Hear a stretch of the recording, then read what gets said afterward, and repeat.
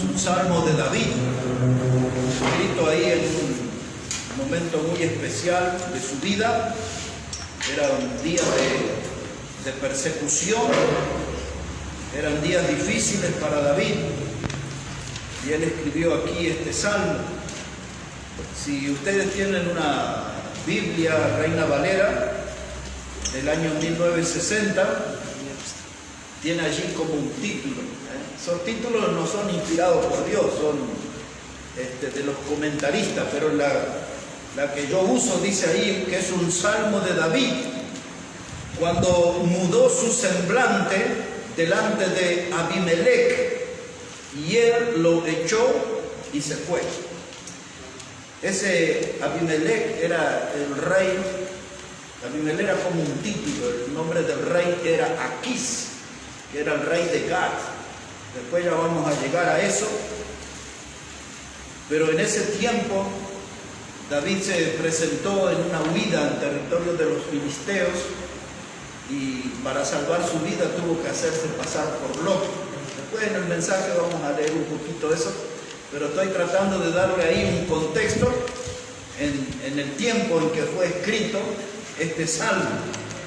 Y dice así la palabra, dice: bendeciré a Jehová en todo tiempo, su alabanza estará de continuo en mi boca. En Jehová se gloriará mi alma, lo oirán los mansos y se alegrarán. Engrandeced a Jehová conmigo y exaltemos a una su nombre. Busqué a Jehová y él me oyó y me libró de todos mis temores. Los que miraron a él fueron alumbrados y sus rostros no fueron avergonzados.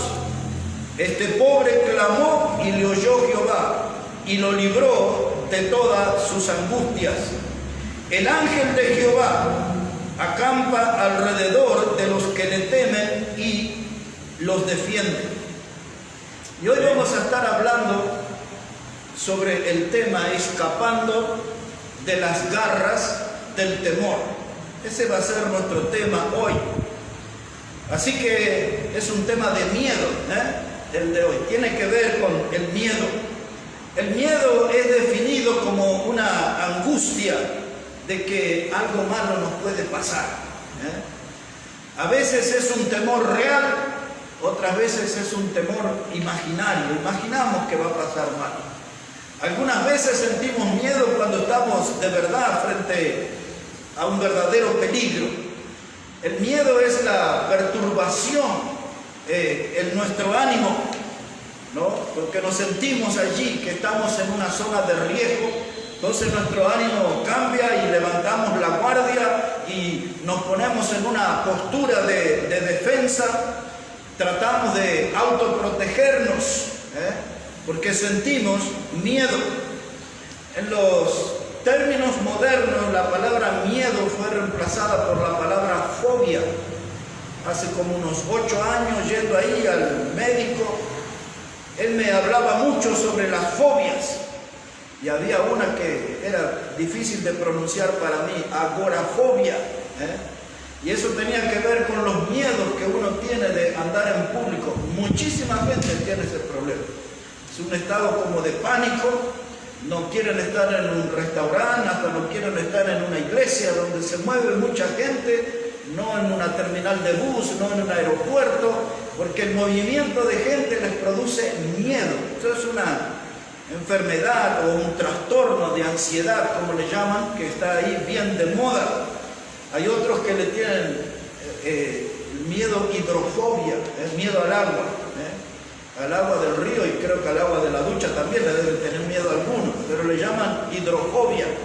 Y hay una cantidad de fobia, y usted ya escuchó de xenofobia y de todo ese tipo, claustrofobia, los que le tienen miedo a un lugar cerrado. Y así hay cantidad que tienen relación con este término. Hay gente que le tiene miedo a las víboras, terror. Si ve que están ahí en el campo, andan mirando ahí, centímetro a centímetro, no sea cosa que haya una víbora. Hay gente que le tiene miedo a las arañas. Hay otros que le tienen miedo a las cucarachas. Otros a los ratones. Se aparece un ratón en la casa, se suben a la silla, a la mesa, a cualquier lado. Se cuelgan de la lamparita, no sé, le tienen miedo a los ratones. Cuando aparece una rata, allá en Tucumán, en el norte, le dicen pericote. Son unas ratas grandes, casi como un cerdo, son enormes las ratas. Y aparece una de esas y ya se cuelgan del techo. O llaman al ejército para que los auxilie, pero de verdad, hermano, hay mucha gente que tiene miedo a esas cosas. Hay gente que le tiene mucho miedo a los aviones. Hay algunos futbolistas y técnicos famosos que conocemos que no quieren salir del país porque le tienen miedo a subir a los aviones. Yo por 27 años he subido al avión y todavía me da cierto miedo. Hay algunos momentos del vuelo cuando uno se entera que está ya a 10.000 metros de altura y no hay nadie que sostenga eso, le da cierto miedo. Pero hay otros que le tienen miedo a los ascensores, y más si son esos de estilo tijera. No, ese no, me voy caminando por la escalera. Hay otros que le tienen miedo a las escaleras mecánicas. No, eso no. Prefiero caminar por el costadito, pero la escalera mecánica no. Hay diferentes, hermanos, clases de miedo. Hay quienes les tienen miedo a la oscuridad y quizás algunos de ustedes le tengan miedo a las inyecciones, ¿no? Así que miedo, hermano, hay gente que toda una vida huye de los miedos, toda la vida, miedos. Y tenemos que aprender nosotros a escapar de las garras del temor. El miedo, hermano, puede ser un drama en la historia de mi vida. Gente que le tiene miedo a la oscuridad. Y no voy a hablar, pero hay gente que le tiene miedo al trabajo también, ¿no? Hay unos cuantos que le tienen miedo al trabajo. Terror a agarrar una pala ahí, una escoba o algo. Le tienen toda clase de miedo. El miedo a veces, hermano, se manifiesta como un susurro que me atormenta en el oído. Algo te va a pasar, cuídate, y andamos allí, en estado de alerta continuo. Causa del miedo. El miedo a veces lo sentimos como si fuera una bestia que está ahí agazapada y que va a venir y va a destrozar nuestra alma y va a terminar con nuestra vida. El miedo frustra nuestros planes y el miedo termina arruinando muchas vidas. Por eso hoy queremos hablar de este tema de escapando de las garras del temor. Iba a decir del terror, que es casi la misma cosa. Escapando de las garras del temor. Y este Salmo 34 nos muestra a David como un fugitivo, alguien que está huyendo. Este David que vemos aquí escribiendo este salmo fue escrito en la cueva de Adulam. Ya vamos a ver cómo llegamos hasta esa cueva. Y él está aquí en su rol de fugitivo. Ya había tenido una resonante victoria sobre Goliat. Ya sabemos cómo terminó ese conflicto con la muerte de Goliat y cómo él se sintió halagado por el coro de mujeres que decía que Saúl mató a sus miles y David mató a los 10.000. Y David ya estaba para llegar a ser rey, pero de pronto los celos de Saúl, que era el rey, David iba y le tocaba música, pero Saúl quiso matarlo ahí. Cuando tocaba música se tranquilizaba, pero llegaba un momento como que le aparecía el demonio a Saúl y ya lo quería matar, y luego decididamente salió a perseguirlo, a cazarlo como si fuera un animal, y lo empezó a perseguir Saúl, motivado por sus celos y por la envidia, porque no le gustó el coro de que Saúl mataba a los miles, pero David los 10.000. Las mujeres se habían inclinado por el lado de David y Saúl andaba allí enloquecido, quería matarlo. David se escondía en el monte, en la montaña, en las cuevas, y hasta que David tuvo que decidirse a ir al territorio enemigo y se fue a la tierra de los filisteos, porque dijo: hasta ahí no me va a seguir Saúl. Podrá ser muy guapito, pero no le va a dar la nafta para llegar hasta la tierra de los filisteos. Y ahí se metió David. Y no pierdas de vista este salmo, porque lo vamos a estudiar bastante, pero quiero que para que entienda mejor lo que estoy hablando, que me acompañe a Primera de Samuel, el capítulo 21. Si podemos ir hasta allí, hermanos, Primera de Samuel, el capítulo 21, y vamos a poner nuestra mirada en el versículo 8. Primera de Samuel, el capítulo 21 y el versículo 8.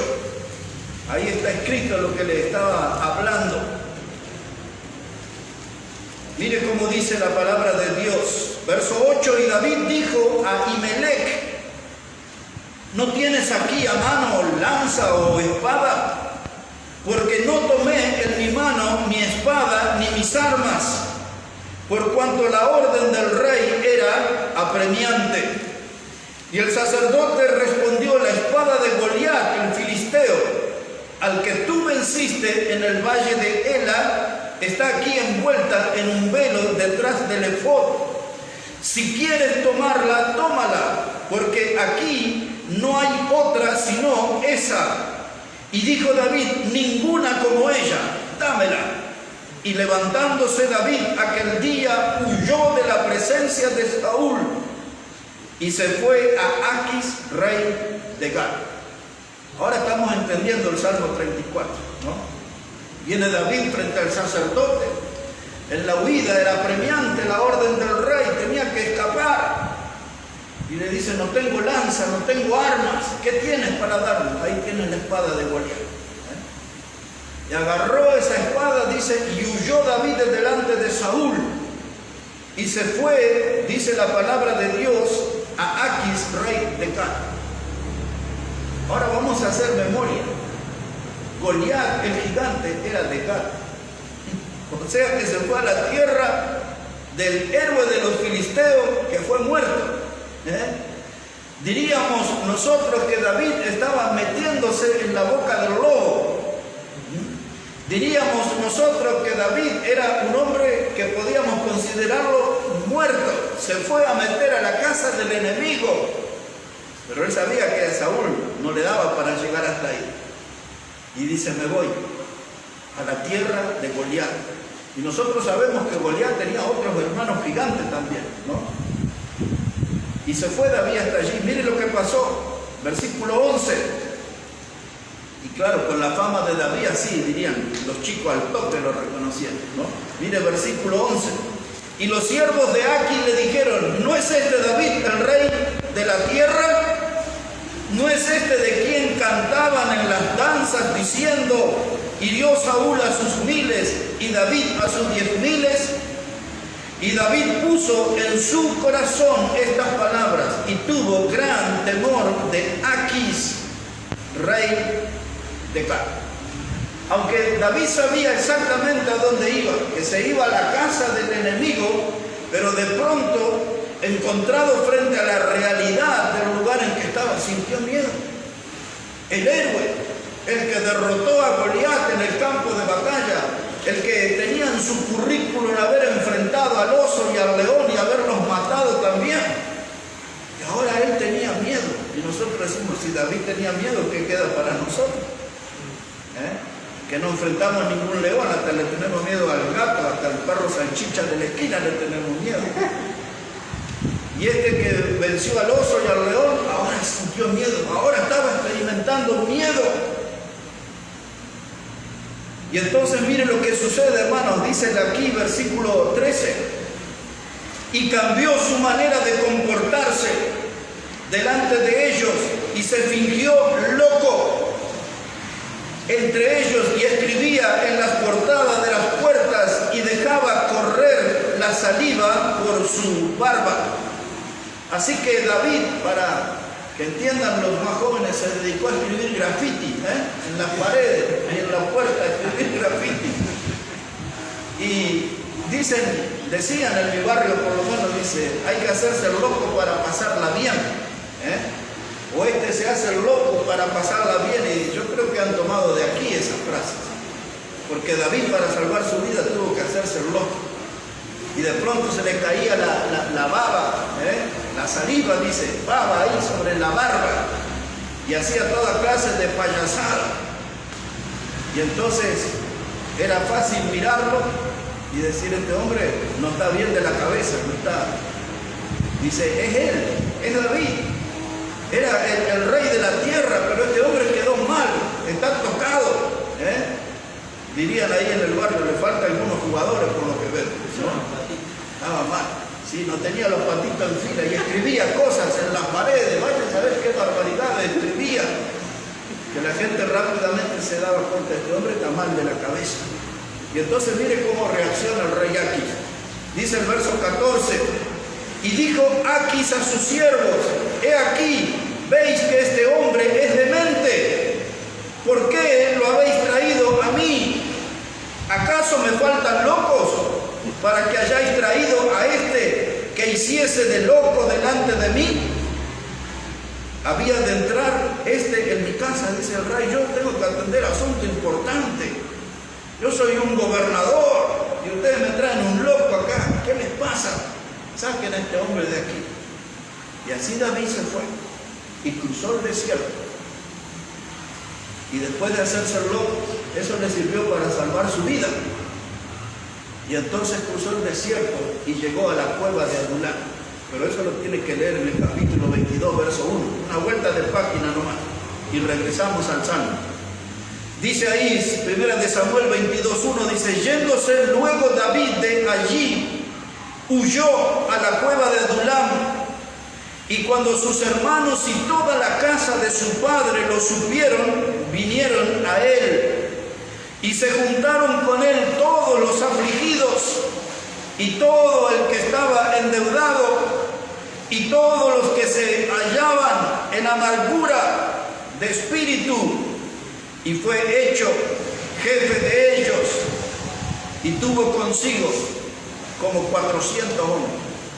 Y uno se pregunta, hermano, ¿qué clima el de esa cueva, no? Era un clima de terror, hermanos.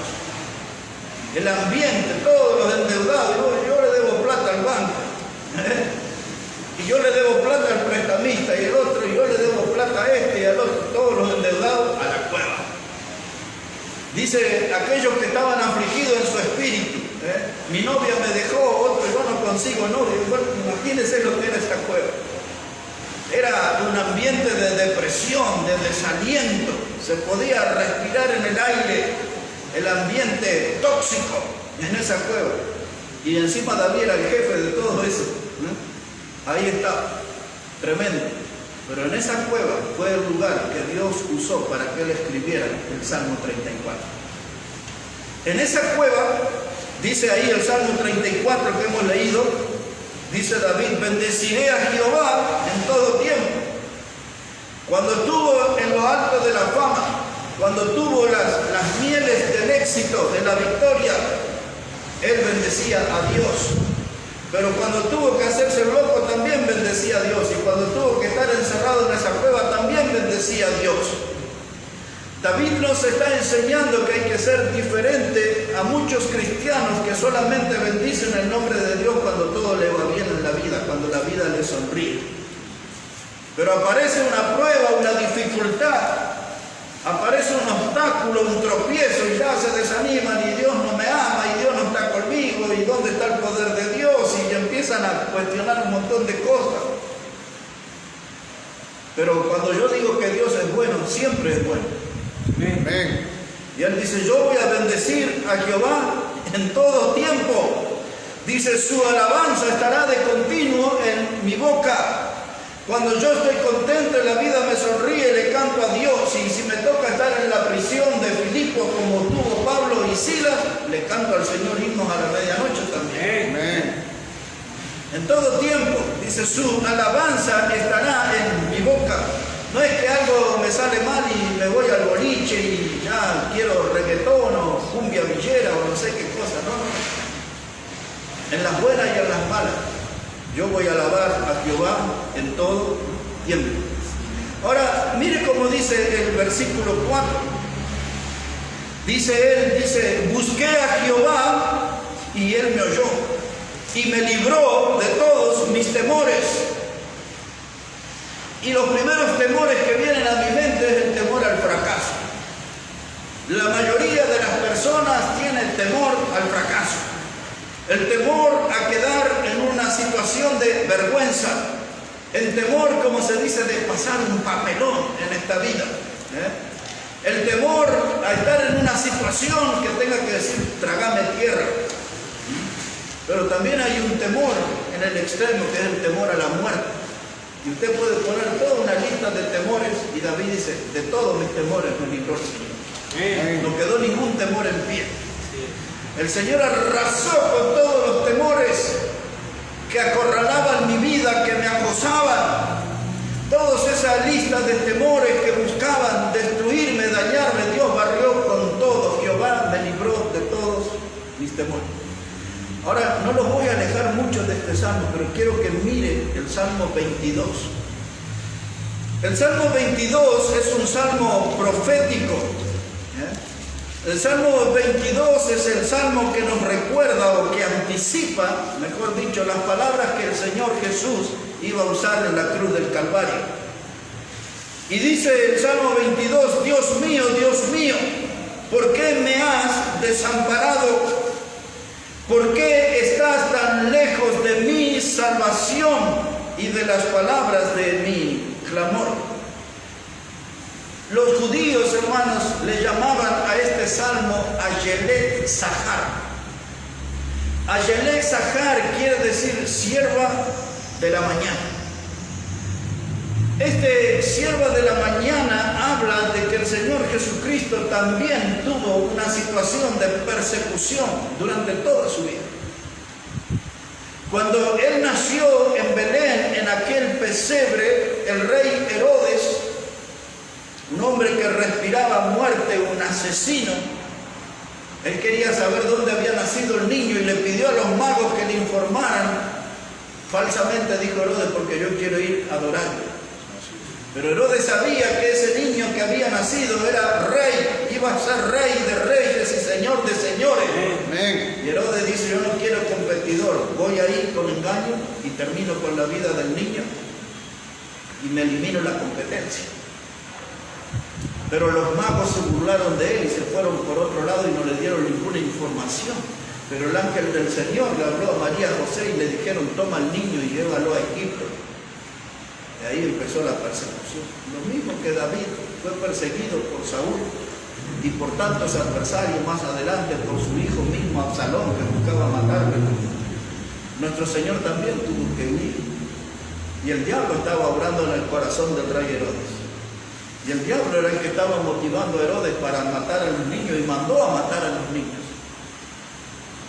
Y luego el diablo quiso terminar con el Señor y se apareció en aquel tiempo cuando hacía 40 días que no comía ni bebía y en la soledad del desierto, ahí el diablo se apareció para terminar con su vida. Entre otras cosas, la propuesta de Satanás era que se subiera al pináculo y se tirara y que Dios iba a enviar los ángeles. Le estaba citando ahí un pasaje de la Escritura al diablo. Y usted cuando ve en Lucas 4 que el Señor predica su primer sermón en la sinagoga, cuando lee al profeta Isaías y dice que todos ponían la mirada en él y después vinieron de ese sermón y quisieron despeñarlo, o sea, lo quisieron matar. Y muchas veces planearon matarlo. Muchas veces buscaban la oportunidad para matarlo. Y el diablo lo persiguió hasta la cruz. Y el diablo festejó cuando lo vio muerto en la cruz. Pero el domingo se le terminó la sonrisa al diablo porque Cristo resucitó. Amén. Pero nuestro Señor también fue perseguido. ¿Cómo lo fue David aquí? El miedo, hermano, como hemos dicho, nos obliga a nosotros a levantar la guardia, nos motiva a estar siempre en una actitud de alerta, de autodefensa, de autoprotección. El miedo nos acobarda. El miedo muchas veces arruina el programa que Dios tiene para nuestra vida.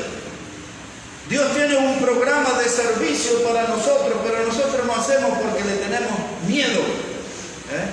Y por causa del miedo no servimos a Dios. Hace exactamente 10 años atrás, ya casi 11 ahora va a ser, estábamos en una ciudad que se llama Retauleu, un poquito difícil de pronunciar.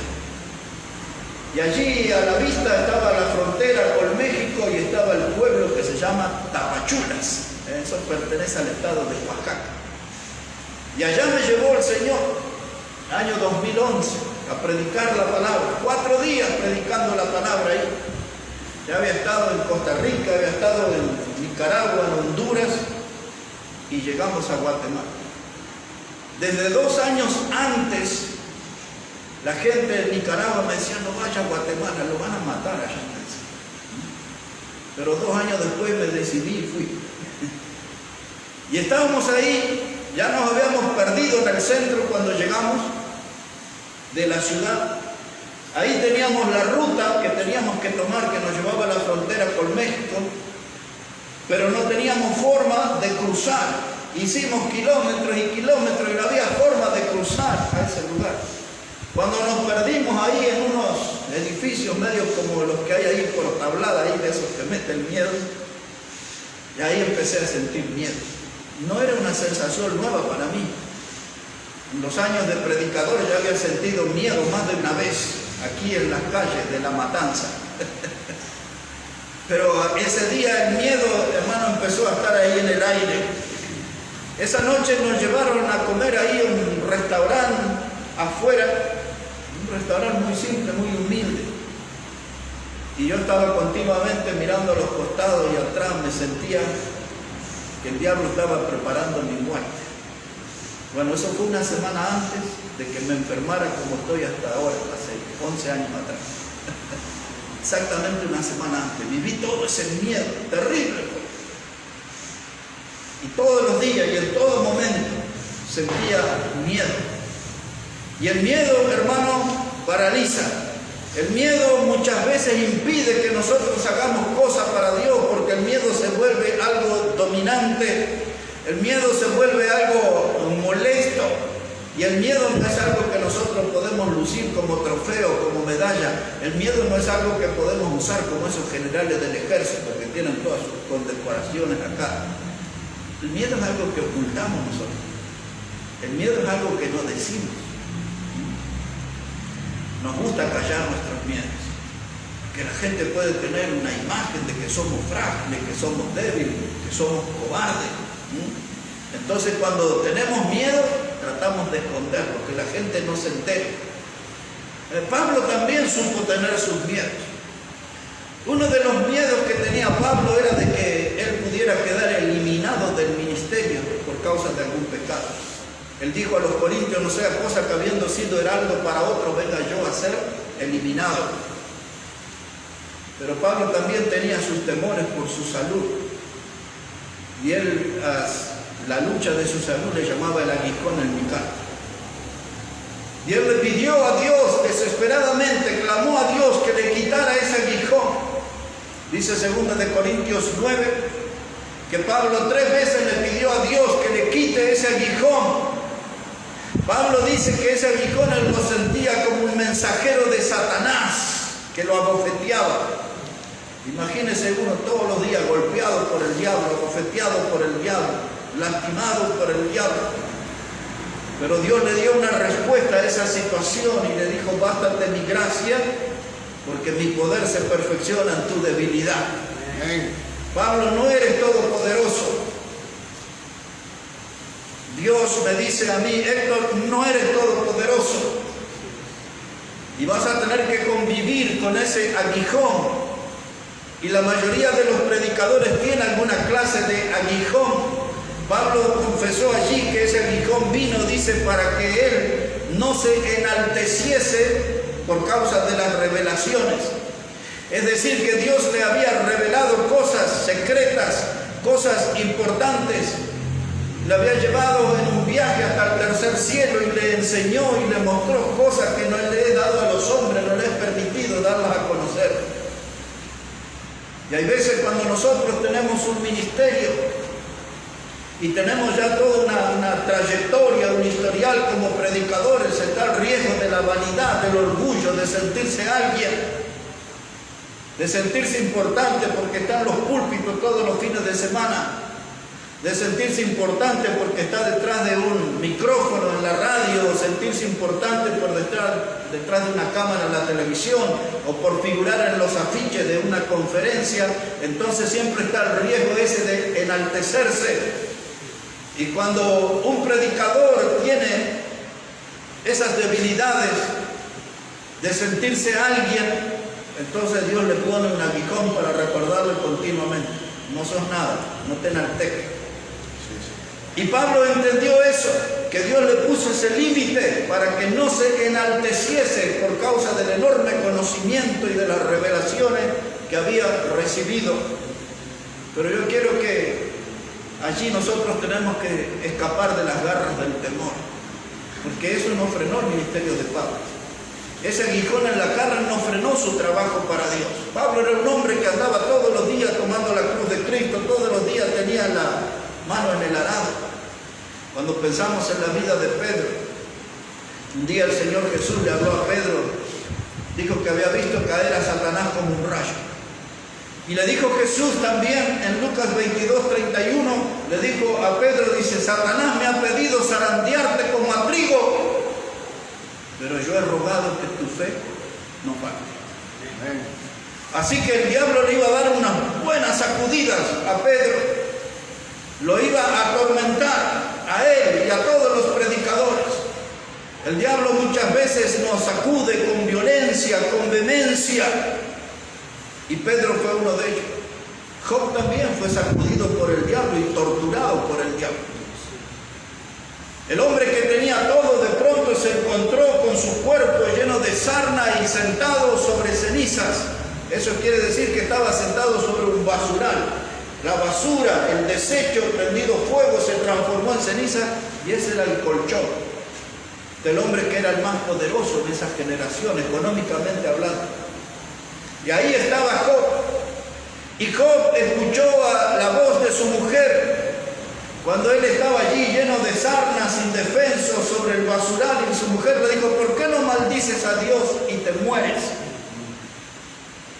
Ese fue un mazazo para él.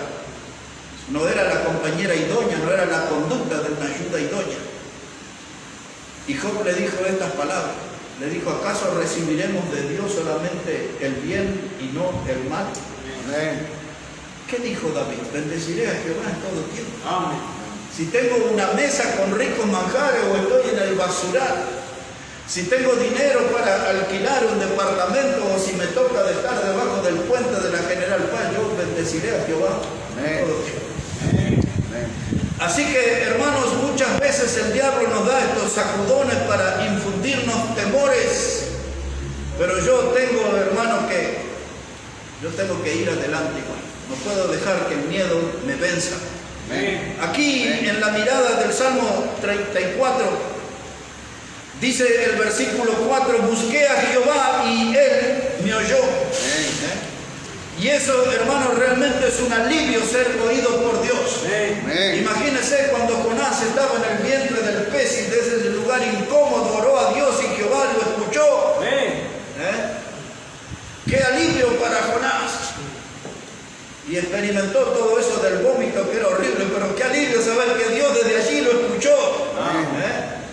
Y David ahora nos dice, estoy aquí en la cueva de Adulam con todo este equipo de amargados, desilusionados, derrotados, fracasados, tóxicos. Mil palabras podría usar, ahí estoy con ellos. Pero igual oré a Dios desde esta cueva y Él me oyó. ¡Qué alivio! ¡Qué alivio de verdad para este hombre! Ser escuchado por Dios. Y hermanos, en mis apuros, en mis necesidades, en mis urgencias, en mis estados de aflicción, qué alivio que Dios nos escucha. Amén. El predicador Spurgeon dice, cuando no tienes ganas de orar, entonces ora más. Amén. Así es. Esa es la receta, hermano. No tengo ganas de orar, no tengo ganas. Esta semana tuve 2 días de lucha, no tuve ganas de orar, 2 días de esta semana. La gente que va a escuchar eso se va a escandalizar, va a abrir la boca y sus ojos. Un predicador no tenía ganas de orar. ¿Quieres saber más? Fue la tarde del martes y el miércoles, no tenía ganas de orar. Y me preparé varias veces para orar. Pero preferí leer, preferí hacer otra cosa. Pero el jueves sí tuve que orar. Y el viernes también. Y hoy también oré. Y espero que mañana pueda orar de nuevo al Señor. Amén.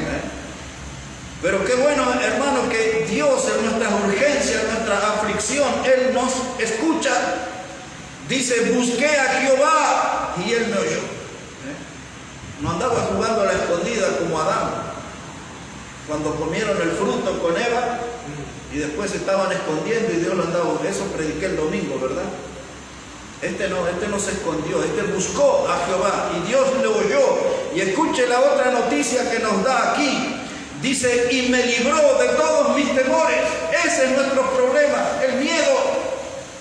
Y hermanos, Dios sabe cómo ayudarnos a escapar de las garras del temor. Las garras del temor nos lastiman. Las garras del temor son como garfios que se incrustan en nuestro estado de angustia y ahí nos tiene maniatado el temor. Pero si yo oro a Dios, Él me libra de todos mis temores. Acá está la receta. Amén. Esta es la fórmula para alejar el temor de nuestra vida. Así que si tiene miedo a fracasar, si tiene miedo a la vergüenza, al papelón, si tiene miedo a la muerte, va a tener que buscar a Jehová y Él le va a librar de todos los temores. Es lo que dice aquí su palabra. Y ahora mire, aquí hay una frase que me encantó. Dice la palabra de Dios aquí ya. En el versículo 5 dice, los que miraron a Él fueron alumbrados. Él buscó a Dios. Y dice, aquellos que miraron a Dios fueron alumbrados. La expresión en el hebreo, estos que fueron alumbrados, habla de un rostro sereno, de un rostro que denota paz. No era un rostro de preocupación. Estos que fueron alumbrados quiere decir que Dios va a evitar que caigamos en vergüenza. Muchas veces le tenemos miedo a esto de la vergüenza. ¿Qué va a decir la gente? Aquellos que miraron a Dios y fueron alumbrados quiere decir que tienen un rostro radiante. ¿Se acuerdan cuando Moisés subió a la montaña y habló con Dios y cuando descendió todos quedaron asombrados porque tenía el rostro como de un niño? El estar delante de Dios siempre va a cambiar nuestra imagen. Siempre vamos a tener un rostro de luz, una imagen radiante, hermanos. Dice aquí fueron alumbrados. Eso quiere decir que la oración pone luz a nuestra tribulación. Miramos hacia adelante y hay nubarrones de preocupación. El horizonte se oscurece de tantos problemas que vemos por delante. Pero cuando yo busco a Dios en oración, cuando busco a Dios en medio de mis tribulaciones, Él pone luz. Pone claridad. Dios aleja los nubarrones. Y ahora sigue diciendo este Salmo 34, verso 6. Dice, este pobre clamó y le oyó Jehová. Mire, no dijo este victorioso guerrero que venció a Goliat, no dijo eso. No dijo este gran salmista, tampoco dijo eso. No dijo este que tiene que estar ahí en el trono del rey porque él no pudo asumir, pero ya estaba para ser el rey. Él no dijo este pobre, este pobre. Alguien diría un pobre tipo. Bueno, lo que quiera, ese pobre clamó a Dios y Dios lo oyó. Pero la palabra que usa aquí es la palabra clamó. La palabra clamó, eso quiere decir que fue como un grito desesperado su oración. Pero al final vio como Dios puede alejar todos los males. Y algunas veces nosotros vamos a tener que clamar de ese modo, con desesperación. Yo creo que tenemos que orar así por nuestra iglesia. Amén. Estaba diciendo aquí, hermano Alex, hermano Ramiro, vamos a tener que tener reuniones de oración exclusivas. Amén. No los fines de semana, entre la semana, venir aquí a orar. Amén. Esta clase de oración que Dios escucha en medio de la oscuridad, cuando nos preguntamos qué pasa. Que hay hermanos que no crecen espiritualmente, que hay hermanos que no caminan fielmente, que hay hermanos que no están firmes en el camino del Señor. ¿Qué pasa con tanta inconstancia? ¿Qué pasa con tan poco compromiso? Yo hablé con los hermanos hoy y dije, creo que vamos a tener que orar, que eso puede desatar ese nudo. Amén. Amén. La gente está más preocupada en el brindis, con los del colegio, con los del trabajo, con los que les proveen trabajo, con los empleados. Están más preocupados en los sandwichitos de miga y en el pernil de cerdo, ¿no? Están más preocupados en esas cosas, en las graduaciones, en los títulos, en los cumpleaños, todo. Ustedes ya saben que anda preocupada la gente. Así es, pastor. No están preocupados por la salvación de alma, no están preocupados por los bautismos, no están preocupados por el estado espiritual de los hermanos. Están en otra cosa. Y entonces estamos como asfixiados. El diablo ha hecho un nudo, no sé, de esos marineros parece, ¿no?, que tienen. Y entonces yo creo que la oración puede desatar ese nudo. Amén. Y entonces tenemos que clamar a Dios, Él nos oye. Pero vamos a tener que clamar con desesperación. Amén. Porque ya yo recuerdo años atrás, muchos de mis mensajes, yo decía, hermano, tranquilo que ahora voy a predicar para la pared. Y entonces, varias veces yo decía eso. Ahora, esto no es para ustedes, esto es para la pared. Hasta que uno de los curiosos me dice, ¿por qué usted siempre dice que predica para la pared? ¿Qué quiere decir? Porque quiero ver si de rebote le toca el mensaje a alguno. Porque si le hablo directamente, ahí están esquivando, y el mensaje nunca le llega, nunca les toca, nunca los alcanza. Entonces voy a predicar para la pared a ver si de rebote, ¡pum!, se mete la prédica en una vida. Amén, pastor. Amén. Amén. Bueno, me parece que en esta iglesia voy a tener que predicar para la pared un tiempo también. Amén. De rebote sí vale también un mensaje, de rebote vale también. Pero él clamó y Jehová lo oyó, y eso es lo lindo para David y es lindo para nosotros, saber que Dios nos escucha. Amén. Y los fugitivos, porque David andaba huyendo, así que los que huyen del culto y de la reunión, a ver si Dios los empieza a escuchar también. Y hay que buscar a Dios. Pero mire, esto es lo lindo, hermano. Escapando de las garras del temor es nuestro tema. Y mire cómo dice ahí ese versículo 6. Este pobre clamó y le oyó Jehová. Y ahora mire, y lo libró de todas sus angustias. Es decir, que lo libró de todas sus ataduras. Por eso yo le estoy diciendo y proponiendo que nosotros tenemos que juntarnos a orar entre semanas para desatar el nudo, la angustia que produce el estado espiritual de las almas. Dios, hermanos, dice aquí que le escuchó y lo libró de todas sus angustias. Y ahí entran muchas cosas: ataduras, depresiones, pesimismo, falta de fe, complejos.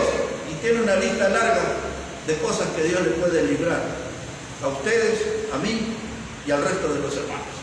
Amén. Y ahora viene la maravilla. Mire cómo dice el verso 7. Este es el texto que tiene que aprender de memoria. Este está bueno para enseñarle a los niños en la escuela dominical, hermano. Mire, versículo 7 dice: el ángel de Jehová acampa alrededor de los que le temen y los defiende. Ahora, este ángel de Jehová en el Nuevo Testamento no aparece con ese nombre. En el Antiguo Testamento muchas veces, cuando la Biblia se refiere al ángel de Jehová, esto es lo que se llama cristofanía. Son apariciones de Cristo en el Antiguo Testamento. Alguna vez prediqué de eso hace como 20 años atrás, y alguien se paró casi acusándome de predicar falsas doctrinas y me dice: ¿cómo va a aparecer Cristo en el Antiguo Testamento si nació allí en Mateo capítulo 2 en Belén? Pero Cristo es Dios y Él es eterno. Cristo es Dios y Él es eterno.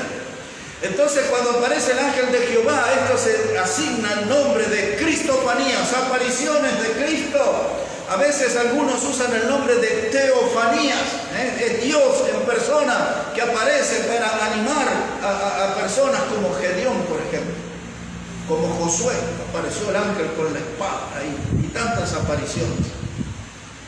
Dice que el ángel de Jehová acampa a nuestro alrededor. Los hermanos antes me decían: hoy hable de eso, porque en la iglesia había varios de locos que pensaban que andaban en Fórmula 1 y andaban en unos autos viejos a toda velocidad. Y entonces un día yo prediqué contra esos locos de nuestra iglesia que me hacían andar con el corazón en la boca, y yo no podía decir nada porque se me decía: bueno, está bien, maneje usted, y yo no sé manejar. Entonces tenía que... y quedarme en el mall. Yo dije un día ahí, en el púlpito, dice que el ángel de Jehová acampa alrededor, le digo, pero tienen que saber que cuando ustedes andan en las calles así a 120, el ángel de Jehová se baja, Juan sin ángel. Así que, si se estrellan por ahí, no le echen la culpa que el ángel de Jehová estaba desatento. Y después muchas veces, en varios lugares, los hermanos con el codito que iba a hablar de eso, de que el ángel se baja a las 120, ya estaban ahí. Pero lo cierto, lo ciertísimo es que el ángel de Jehová está a nuestro alrededor, acampando. Y de tantos peligros nos libró el ángel de Jehová y nosotros ni nos enteramos. De tantas cosas nos protegió, de tantas cosas nos libró. Esta expresión que el ángel de Jehová acampa a nuestro alrededor quiere decir que hace como un cerco, que hace como un muro de protección. Allá en el norte, en la provincia de Jujuy, y en algunos ríos en Bolivia, hacen todos unos cubos de alambre y lo llenan de piedra y lo ponen en las orillas de los ríos para que los ríos no se metan en los pueblos o en la ruta. Y cuando yo miraba esas, hermanos, eso como toneladas se formaban de piedra. Y cuando uno miraba todo eso ahí, esa es la idea que yo tengo del ángel de Jehová protegiendo mi vida. Dice uno de los textos de Isaías, dice que aunque el enemigo venga contra mí como un río, Jehová plantará bandera. El ángel de Jehová acampa a mi alrededor y me protege. De este ángel pueden dar testimonio muchos en la Biblia. Y algunos de nosotros también podemos dar testimonio. Amén, pastor. Y la gente dice, ¿lo vio al ángel? No, pero sentí, porque me salvé de cada uno en el camino. Amén. Así que ahí estaba él. Yo no lo vi, yo no necesito verlo, yo sé que está. Y la Biblia lo dice. Amén. Y yo creo en la Biblia. Amén. El ángel de Jehová acampa a mi alrededor. Aquellos 3 muchachos en el horno de fuego en Babilonia, ellos daban testimonio. Y cuando miraron al fuego, dicen, ¿cómo? Y hay un cuarto allí, dice, y tiene su rostro, dice, como el hijo de los dioses. Cristofanía. Yo no estaba ahí, si no le decían a Nabucodonosor. Cristofanía le llamas. Pero no estaba.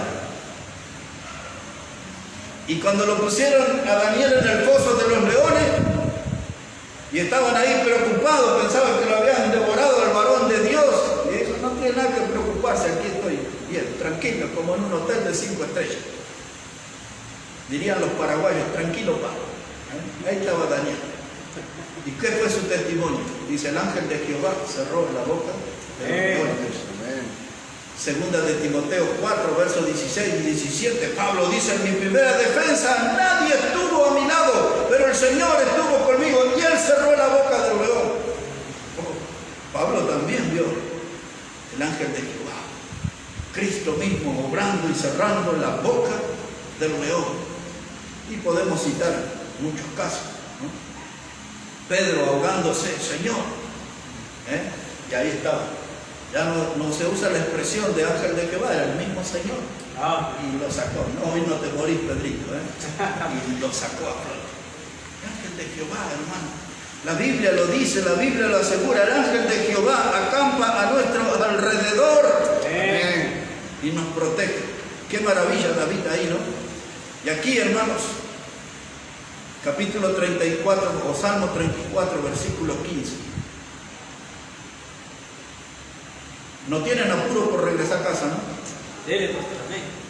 Porque ando con ganas de quedarme un rato más aquí. Vamos, pastor. Dice el versículo 15, dice, los ojos de Jehová están sobre los justos. Y atentos sus oídos al clamor de ellos. La ira de Jehová contra los que hacen mal, para cortar de la tierra la memoria de ellos. Claman los justos y Jehová oye y los libra de todas sus angustias. Amén. Cercano está Jehová a los quebrantados de corazón y salva a los contritos de espíritu. Amén. Dice versículo 15, los ojos de Jehová están sobre los justos. Atento sus oídos al clamor, eso ya explicamos por el otro pasaje. Pero dice el verso 17, claman los justos y Jehová los oye y los libra de todas sus angustias. La angustia, hermano, hoy, yo creo que es lo mismo que estaba pasando David acá. a veces se manifiesta como un sudor frío en la espalda. La angustia tiene que ver cuando se aceleran las pulsaciones del corazón y llega a lo que los médicos le llaman taquicardia. La angustia es cuando se dice, ay, tengo un nudo en el estómago, mis hijos no regresan del colegio, algo, pues, no, la angustia. Y uno empieza a transpirar nervioso y le sudan las manos, le sudan los pies y siente que le falta el aire, la respiración se entrecorta. Hay muchas manifestaciones de angustia. Dice aquí este texto, dice, pero Dios me libra de todas mis angustias. Angustias que a veces se manifiestan a través de lágrimas, por cosas que pasan en la familia, en la iglesia, en el trabajo, y nos ponemos a llorar y perdemos las ganas de comer y empezamos a padecer insomnio, no podemos dormir, nos domina la preocupación, angustia. De todas esas nos libra el Señor. De todas. Pero dice este verso 18, dice, cercano está Jehová a los quebrantados de corazón. Esa palabra quebrantado es la idea cuando somos traspasados por un dolor. Somos traspasados por un dolor, estamos mal. Quebrantado era el estado que estaba José allá en el pozo donde lo abandonaron sus hermanos. Quebrantado era el estado de Jeremías en el pozo lleno de cieno donde lo tiraron. Quebrantados. Estaba Elías allá escondido en una cueva y Dios tuvo que ir a buscar y Dios los rescató a todos los que nombré. Y Dios nos puede rescatar a todos nosotros del estado de quebrantamiento. A veces somos traspasados por el dolor, perdemos las motivaciones, las ganas de vivir. Estamos allí, hermanos, ya, como se dice, ya tengo ganas de tirar las payas, de dejar todo. ¿Cuántas veces viene ese pensamiento, no? Pero Dios, hermano, escucha a los quebrantados de corazón y los saca del pozo más profundo.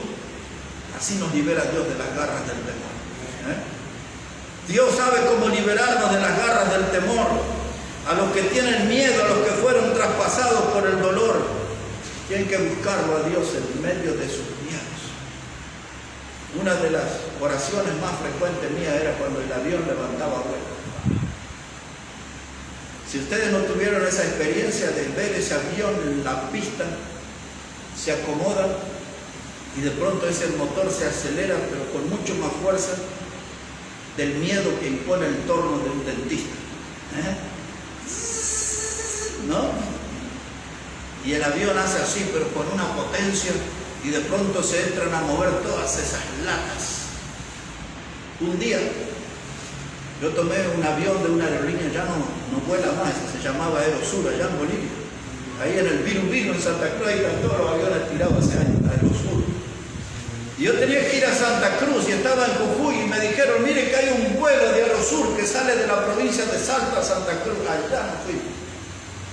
Y me subí al avión. Cuando levantó vuelo aquello era un ruido a lata, hermano. Y yo recuerdo, no olvido más. Ahí le prometí a Dios, si sobrevivo a este vuelo, cuando regrese voy a ir al dentista. Bueno, y fui. Y bastante tiempo tuve que ir. Terrible, hermano. El miedo. Cuando ese avión, hermano, cuando sale de ahí del aeroparque y sale ahí en esa pista, y hay un avión que hace como 20 años atrás, Lapa se llamaba, la aerolínea, pasó de largo, cruzó la avenida Libertador, eso no es Libertador, de la Rambla ahí, y se metió en el club de pescadores. Murieron cantidad de personas. Y a veces cuando el avión agarra esa velocidad, usted no sabe si va a levantar o no.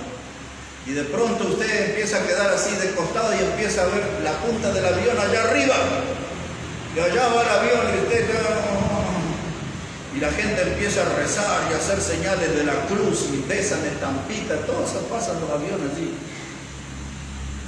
Uno de los aeropuertos que menos me gusta salir es el de Salta. No sé cuántas veces hemos salido de ahí. Y ahí hay una virgen ahí, la gente va y hay velas y se ponen de rodillas y uno está en la fila y dice, ¿qué pasa? Se va a caer el avión porque están todos ahí como despidiéndose y se abrazan y lloran y este avión se cae. Así. Bueno, eso es tener miedo, hermano. Y pasaron 27 años y todavía cuando levanta vuelo, y eso no es nada. Cuando va así de punta, de pronto el avión se empieza a inclinar y empieza a buscar el lugar como una curva para estabilizarse. Y ahí cuando está logrando eso que se estabiliza, acá se le hace un vacío en la panza. Ese es el miedo, hermano, justo cuando el avión logra el equilibrio. Y ahí en el aeroparque Jorge Nube, cuando el avión va buscando ese equilibrio, usted ve todo ahí un color marrón, parece una hoja dibujada, pintada, pero es el río. Usted lo ve como un papel ahí con sus cosas ahí. No sé cuántas veces pasé sobre ese río y siempre me parece que es una hoja de papel pintada al marrón. Y ustedes no saben ni dónde está. Y ahí va, el miedo, el miedo. Pero bueno, dice aquí el Salmo, hermano, que Dios nos libra de todas nuestras angustias. Y dice que Dios, hermano, está cercano de los quebrantados de corazón. Hay que buscar a Dios, David nos da la lección. Pero yo lo voy a terminar así. Quizás otro día les voy a predicar, pero hoy solo les voy a leer una pequeña porción. Por cierto, este Salmo 34, nunca lo cantamos en nuestra iglesia, ¿no? Este Salmo 34, cuando yo era un jovencito de 18 años, lo cantábamos en el club de jóvenes. Lo cantábamos ese Salmo. Yo me estaba acordando hoy, y aún cuando lo leí, estaba teniendo en mente cómo se cantaba. A ver cómo era. Bendeciré a Jehová en todo tiempo, su alabanza en mi boca estará.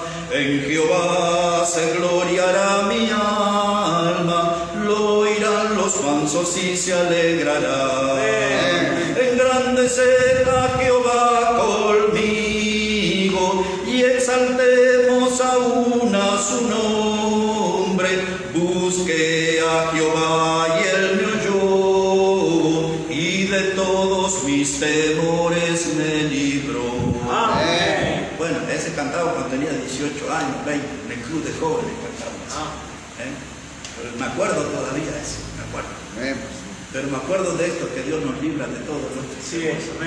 Y ahí cerquita, vamos a terminar aquí hablando de avión, vamos a aterrizar ahí en el Salmo 27 y ahí vamos a terminar. Ese también lo cantábamos muy diferente a como se canta aquí en la iglesia. Y lo cantábamos en la reunión de jóvenes, hermoso. Pero dice el Salmo 27, verso 1.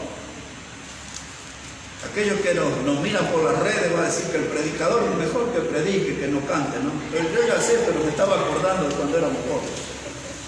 Dice aquí el 27, Jehová es mi luz y mi salvación. Amén. ¿De quién temeré? Jehová es la fortaleza de mi vida. ¿De quién he de atemorizarme? Aquí está, si Dios está conmigo, ¿de quién me voy a temer? Dice Pablo a los romanos, si Dios está con nosotros, ¿quién contra nosotros? Verso 2 dice, cuando se juntaron contra mí los malignos, mis angustiadores y mis enemigos para comer mis carnes, ellos tropezaron y cayeron. Aunque un ejército acampe contra mí, no temerá mi corazón. Y aunque contra mí se levante guerra, yo estaré confiado. Una cosa he demandado a Jehová, esta buscaré, que esté yo en la casa de Jehová todos los días de mi vida. Tenemos que hacerle llegar a algunos hermanos. Que esté yo en la casa de Jehová, sábado y domingo por lo menos. Lo ideal, todos los días de mi vida, para contemplar la hermosura de Jehová y para inquirir en su templo. Ahora observa el versículo 1. Dice, Jehová es mi luz y mi salvación. Ahí hay toda una predicación, hermano. Dios es luz para mi vida y salvación. En mi oscuridad pecaminosa, el Evangelio vino la palabra de Dios y produjo luz en mi oscuridad. En mi oscuridad pecaminosa, el Evangelio entró en mí y produjo salvación de mi alma. Dios es mi luz y Dios es mi salvación. Amén. Y ahora, ese me hace recordar cuando Juan predicó en el Evangelio, en el capítulo 1 y versículos 9 al 11. Él habla sobre Jesús y dijo que la luz vino a este mundo, pero la gente no lo conoció, no lo recibió, le rechazaron. Y sigue hablando Juan de esto hasta el capítulo 3. Y dice allí Juan en ese capítulo 3 y en el verso 19, dice que la luz vino, pero los hombres amaron más las tinieblas, porque sus obras eran malas. Y así que cuando usted ve cuando la gente no sigue a Cristo, es porque aman más las tinieblas, no quieren andar en la luz. Jesús es la luz del mundo. Amén. Pero no quieren andar en la luz, ¿por qué? Porque sus obras son malas. Si usted está caminando con Dios, dice Pablo en 1 Tesalonicenses 5, dice que nosotros somos hijos de luz. En Romanos capítulo 13 habla que nosotros tenemos que andar como hijos del día, no somos de la noche, dice la Biblia. Jehová es mi luz. Y cuando no hay luz en mi vida, porque no estoy caminando bien con Él, estoy regresando a mis viejas oscuridades, a mis viejas tinieblas, a mi vieja vida pecaminosa. Porque el pecado es el que produce oscuridad en mi vida. La santidad, en cambio, brilla. La santidad brilla.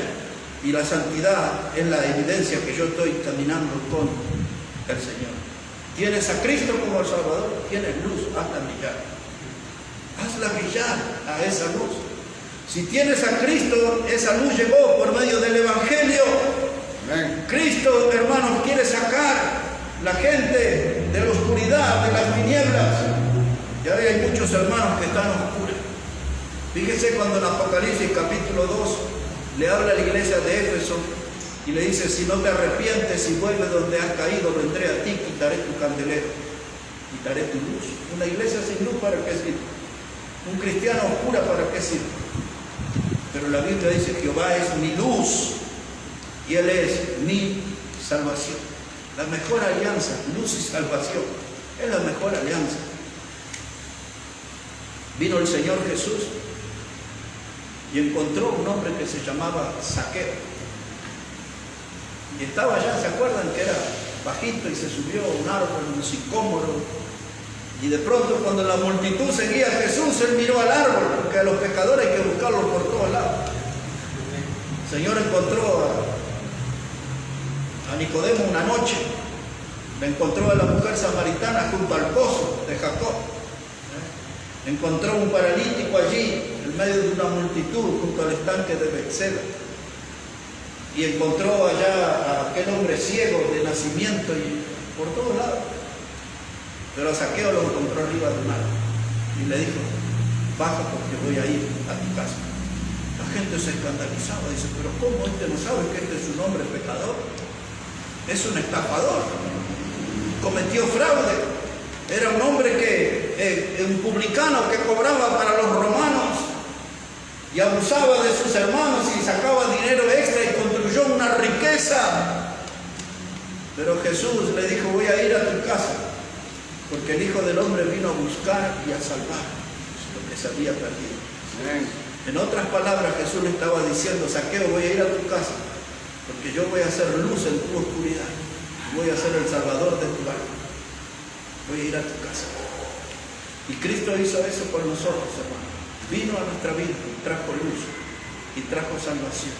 Amén. Y este Salmo 27, versículo 1, siempre tiene que hacernos acordar de ese aspecto de Dios. Cuando Él llegó a nuestra vida, vino para traer luz y para traer salvación. Entonces vivamos como hijos de luz y comportémonos como salvos, no como mundanos perdidos. Amén. Y caminamos fielmente con el Señor. Amén, pastor. El Señor tiene su poder para alejar de nosotros todos los temores. El Señor nos puede liberar de las garras del temor y podemos servirle a Él con total libertad. Somos libres en Cristo. Si vamos, aprovechemos esa libertad para servir y darle la gloria a Jesús, nuestro Salvador. Vamos a hablar con Él. Amén. Señor, te damos las gracias en esta hora.